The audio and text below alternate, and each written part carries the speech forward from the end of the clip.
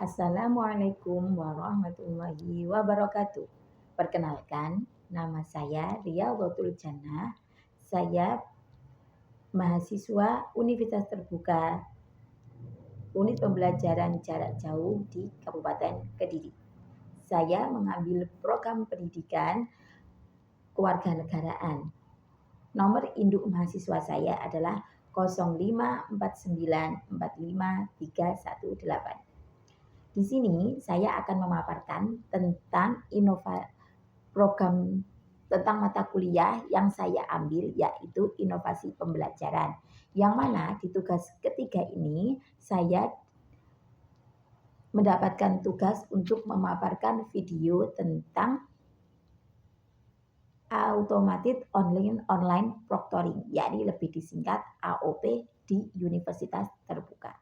Nah, dalam pelaksanaan AOP ini, yaitu Automated Online Proctoring, yakni dari segi difusi inovasi untuk dilakukannya di Universitas Terbuka, memerlukan pendekatan yang berpusat pada pengguna yang transparan dan bertahap guna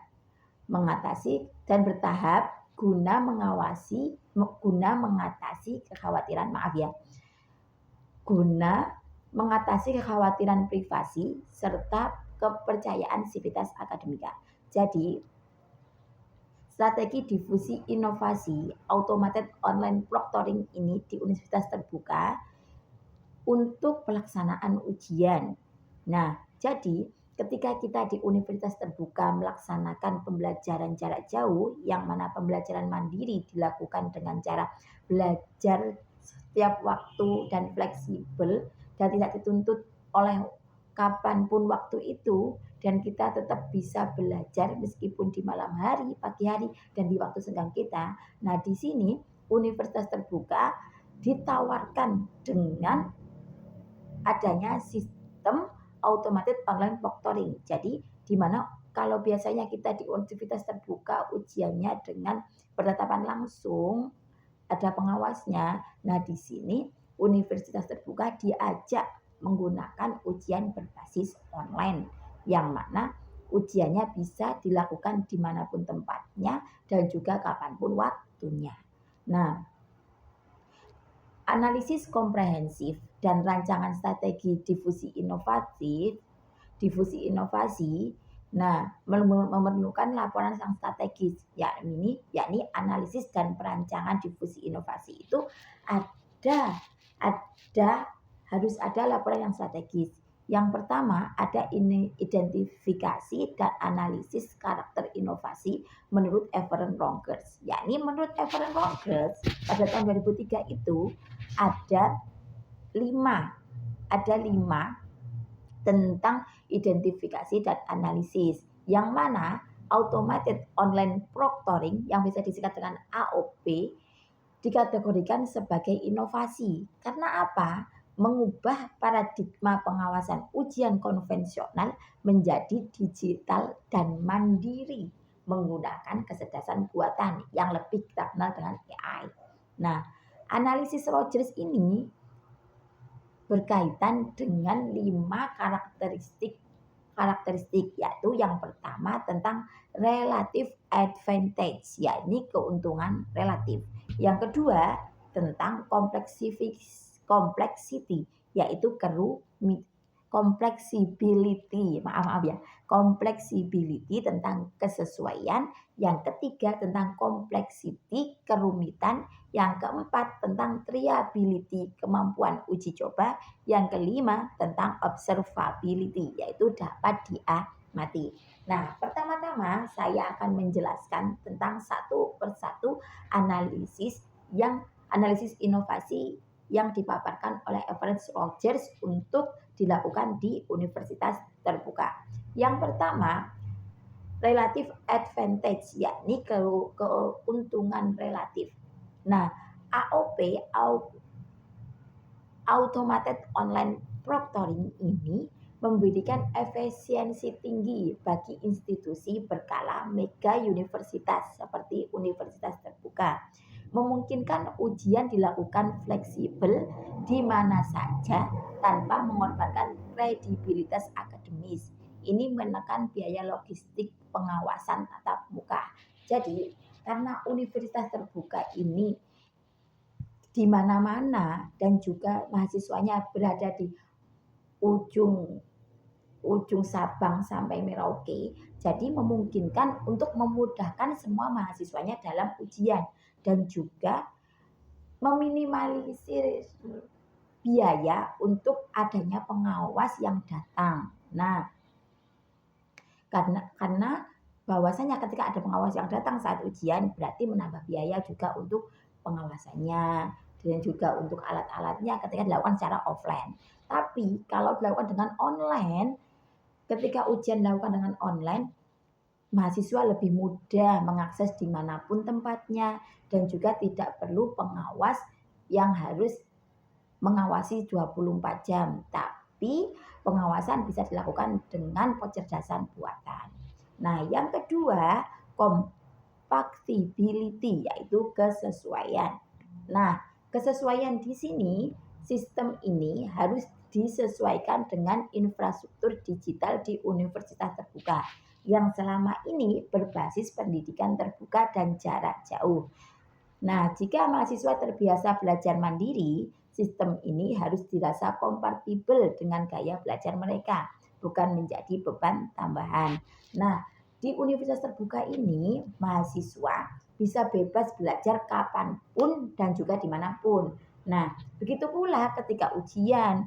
Nah, di sistem automated online proctoring ini seharusnya disesuaikan dengan infrastruktur digital di universitas terbuka yang di mana pendidikannya berbasis pendidikan jarak jauh. Jadi harus disesuaikan dan tidak untuk menjadi beban tambahan mahasiswa. Jadi mahasiswa harusnya dimudahkan dengan skema AOP ini, bukan tambah malah memberatkan. Nah, untuk yang ketiga yaitu complexity, yaitu kerumitan. Nah, kerumitan dianggap kompleks oleh pengguna awam. Nah, AOP ini dianggap rumit oleh pengguna awam karena adanya teknologi pemantau wajah dan deteksi gerakan mata menuntut sosialisasi teknis agar mahasiswa dan dosen tidak menganggap sistem ini terlalu rumit atau sulit digunakan. Nah, kebanyakan kan kadang kita takut ya bahwasanya nanti langsung nilainya tidak masuk atau ketika ketika wajahnya berpaling sedikit nanti nilainya tidak jadi, nanti nilainya tidak masuk. Nah, kita tidak perlu takut bahwasanya di UT sendiri, di programnya universitas terbuka harus diadakan juga sosialisasi teknis di mana ada langkah-langkah yang bagaimana caranya ketika mahasiswa ujian itu bisa melaksanakan dengan baik dan ada cara petunjuk teknis untuk mahasiswa serta dosen ketika mengawas ujian mahasiswanya. Jadi tidak merumitkan dosen ataupun mahasiswa ketika mengadakan ujian. Nah, seperti itu. Jadi harus ada sejenis sosialisasi dulu, terus pemaparan tentang inovasi automated online proctoring juga. Jadi karena banyak yang takut nanti tidak lulus di mata kuliahnya karena satu gerakan yang entah itu kontak mata, entah itu deteksi wajah yang tidak sesuai. Nah, kita ditakutkan mahasiswa yang seperti itu. Jadi dalam inovasi pembelajaran ini, strategi difusi inovasi automated online proctoring harus bisa menjangkau semua kekhawatiran mahasiswa maupun dosen tersebut. Yang keempat yaitu triability, kemampuan untuk uji coba. Yang mana inovasi ini sangat mungkin diuji cobakan karena apa? Universitas terbuka dapat merilis simulasi ujian berskala kecil atau mock-up agar pengguna dapat mencoba fitur pengawasan tanpa risiko nilai akademik. Jadi di sini bisa diuji coba oleh universitas terbuka karena dalam jangka kecil dulu. Jadi jangan langsung besar semua dilakukan, tidak. Tapi dalam jangka kecil dulu universitas terbuka mencoba ujian dalam skema yang kecil dulu. Nah, untuk apa? Untuk meminimalisir ketakutan dari dosen maupun mahasiswa terhadap nilai akademik yang nanti mempengaruhinya. Yang kelima yaitu observability, yaitu dapat diamati. Keberhasilan sistem ini dapat diamati dari kemampuan menghasilkan laporan integritas ujian yang cepat dan akurat, mengurangi celah kecurangan yang mungkin terjadi pada ujian daring sebelumnya. Karena apa? Karena melewat kecerdasan buatan ini kita melaksanakan ujian yang dapat diamati langsung. Jadi kalau yang sebelumnya risiko ada kecurangan, kalau di AOP ini kita minimalisir risiko kecurangan karena ada laporan integritas ujian yang cepat dan akurat dan langsung. Nah, di situ. Nah, kalau kita tadi membahas tentang karakteristik inovasi, yang kedua ini kita membahas tentang perancangan strategi inovasi di universitas terbuka. Kalau tadi kita memaparkan tentang karakteristiknya, yang sekarang kita memaparkan tentang perancangan strategi difusi inovasi. Yang pertama yaitu tentang knowledge, yaitu pengetahuan. Nah, di mana sosialisasi transparan, UT mengadakan webinar nasional dan membuat panduan komprehensif terkait cara kerja AOP. Jadi, di pengetahuan ini, Universitas Terbuka memberikan webinar nasional atau panduan yang jelas ketika akan melaksanakan automatic online proctoring. Nah, terkait cara kerjanya. Terus yang kedua ada klarifikasi privasi dan data. Selain sosialisasi yang transparan tadi, juga ada klarifikasi privasi dan data. Jadi universitas wajib merilis dokumen transparansi data, komunikasikan bahwa biometrik wajah atau deskripsi sesuai regulasi perlindungan data pribadi dan hanya digunakan untuk keperluan integritas akademik. Nah, klarifikasi privasi data. Jadi kita mahasiswa sangat takut tentang data yang bocor atau apapun karena berkaitan dengan online proctoring. Tapi jangan khawatir, di UT nanti kita bisa membuat program yang mana ada klarifikasi dan privasi data. Jadi privasi dan datanya ini ada diklarifikasi tentang biometrik secara langsung dan juga datanya hanya disimpan hanya untuk program akademik saja. Jadi tidak ada data yang keluar selain program akademik. Yang kedua tentang persuasion atau persuasi, yaitu simulasi tanpa beban. Sediakan video demonstrasi yang menampilkan bagaimana sistem bekerja dan merespon tindakan yang mencurigakan maupun wajar. Ini mengurangi kecemasan berlebih, kecurigaan tiap gerakan kecil. Jadi di mana mahasiswa ini dimudahkan. Nah, ada dicoba simulasi dulu, ada diuji coba dulu. Nah, yang mana disertakan video demonstrasi, video panduan yang menampilkan bagaimana sistem itu bekerja dan merespon tindakan yang mencurigakan maupun tindakan yang wajar. Karena untuk apa? Untuk mengurangi resiko berlebih kepada pengguna ketika melaksanakan ujian tersebut. Nah, ada yang kedua ya, selain simulasi tanpa beban, yang kedua kampanye manfaat, yakni fokus pada membangun citra positif bahwa sistem ini menjamin kesetaraan dan melindungi mahasiswa yang jujur dari praktik kecurangan pihak lain. Nah, Universitas Terbuka harus mampu memberikan kampanye manfaat kepada mahasiswanya bahwasanya sistem ini fokus membangun citra positif. Jadi mahasiswa yang benar-benar serius dan jujur pasti juga mendapatkan nilai yang terbaik, dan Universitas Terbuka juga melindungi adanya kecurangan dari pihak lain. Nah, yang ketiga yaitu ada decision, yaitu keputusan. Nah, di mana keputusan ini ada uji coba wajib, yaitu zero stakes exam, yang mana uji coba gratis, uji coba wajib.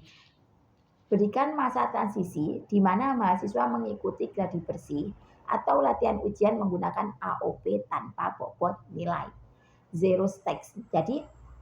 Jadi mahasiswa belajar dulu ujian tapi tidak dengan dinilai.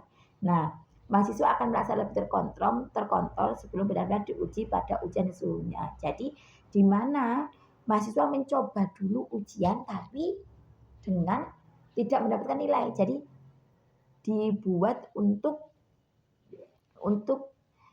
belajar dulu, sejenis belajar. Jadi tidak langsung dinilai. Nah, terus mahasiswa akan merasa lebih terkontrol sebelum benar-benar diuji pada ujian sesungguhnya. Jadi mahasiswa sudah mencoba dulu sebelum benar-benar, oh ini aku ujian nih, gitu, mahasiswa seperti itu. Nah, ada insentif, berikan dukungan teknis, help desk 24/7 dan intensif kecil bagi dosen dan mahasiswa menjadi early adopters atau memberikan umpan balik. Jadi selain uji coba tadi, juga mahasiswa dan dosen diberikan umpan balik. Jadi lebih memudahkan, ini yang kurang apa ya, ini yang harusnya seperti apa. Jadi ada umpan balik yang bisa dibuat belajar lagi. Ini yang kurang yang mana, seperti itu. Yang keempat, implementasi. Nah, dukungan teknis masif, sediakan posko bantuan darurat hotline selama jadwal ujian berlangsung. Kebijakan Huma. Dukungan teknis masif, sediakan posko bantuan darurat hotline selama jadwal ujian berlangsung. Jadi, selama jadwal ujian, universitas terbuka kalau menggunakan inovasi automated online proctoring atau AOP ini, jadi universitas terbuka harus menyediakan posko bantuan untuk dosen maupun mahasiswa ketika melaksanakan ujian. Jadi mahasiswa dan dosen ketika melaksanakan ujian bisa dimudahkan dengan adanya posko bantuan. Jadi tidak bingung di tengah jalan harus seperti apa. Nah, yang kedua dalam implementasi ada kebijakan humanis. Terapkan sistem hybrid atau skema toleransi, misalnya jika sistem menandai kecurigaan, flagging, tetap harus ada tinjauan manual dosen human in the loop sebelum menjatuhkan sanksi sehingga mencegah bias algoritma. Jadi karena dalam sistem AOP ini dipantau oleh algoritma, jadi universitas terbuka harus menyediakan tentang kebijakan humanis, yakni mana ketika ujian ada kebijakan dari dosen yang mana bukan harus serta-merta di-cut atau serta-merta didiskualifikasi dari ujian, tapi harus ada pemantauan dosen yang mana biar tidak jadi bias di algoritma nanti. Karena kita bersinggungan dengan sistem, maka dari itu kita harus berhati-hati ketika melaksanakan ujian secara monitoring. Nah, agar algoritma tetap terjaga rapi dan terlaksana ujian yang sesuai di automated online proctoring. Nah, yang kelima ada confirmation atau konfirmasi. Nah, evaluasi rutin, adopsi umpan balik dari mahasiswa dan dosen pasca ujian terkait kendala teknis, psikologis, dan kemudahan penggunaan. Jadi, selain dari uji coba, setelah melaksanakan implementasinya, ada konfirmasi. Nah, di konfirmasi ini meliputi evaluasi rutin. Jadi adopsi umpan balik dari mahasiswa, dari dosen. Nah, di universitas terbuka ini harus terbuka terhadap umpan balik dosen maupun mahasiswa. Yang mana kendala teknis, psikologis, dan kemudahan penggunaan. Karena seringkali kendala teknis itu muncul ketika di waktu-waktu sempit yang mana ketika mahasiswa benar-benar mau melaksanakan ujian dengan baik, ada kendala teknis yang mengharuskan mahasiswa menjadi tidak bisa melaksanakan ujian dengan baik. Nah, dan universitas terbuka harus menyediakan kemudahan untuk penggunaan mahasiswa maupun dosennya. Yang kelima, penyempurnaan sistem. Penyempurnaan sistem ini dilakukan upgrade algoritma dan penyesuaian SOP jika ditemukan error atau false positif selama masa penggunaan berkelanjutan. Jadi ada upgrade algoritma. Jadi algoritma bisa di-upgrade yang lebih baik lagi untuk universitas terbuka dan penyesuaian SOP jika ketika ada error atau false positif selama masa penggunaan berkelanjutan. Jadi setiap selesai dilaksanakannya uji coba atau ujian berlangsung harus ada evaluasi rutin di mana penggunaan AOP ini harus benar-benar disesuaikan dengan kebutuhan dosen maupun mahasiswa dalam lingkungan sivitas akademika universitas terbuka. Karena sistem ujian dengan automated online proctoring ini bukan untuk menyusahkan mahasiswa ataupun dosen dalam pengawasan atau dalam ujian, karena di sini mahasiswa bersinggungan dengan nilai dan dosen juga bersinggungan dengan pelayanan terhadap mahasiswa. Jadi bagaimana caranya automated online proctoring ini sesuai dengan sistem akademik universitas terbuka dan juga memudahkan mahasiswa serta dosen dalam pelaksanaannya.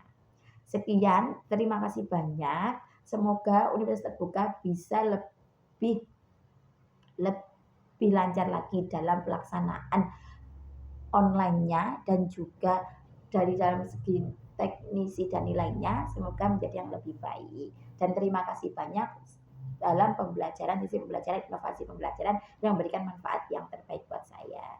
Cukup sekian dari saya. Kalau banyak kurangnya saya mohon maaf yang sebesar-besarnya. Saya akhiri wal afu minkum.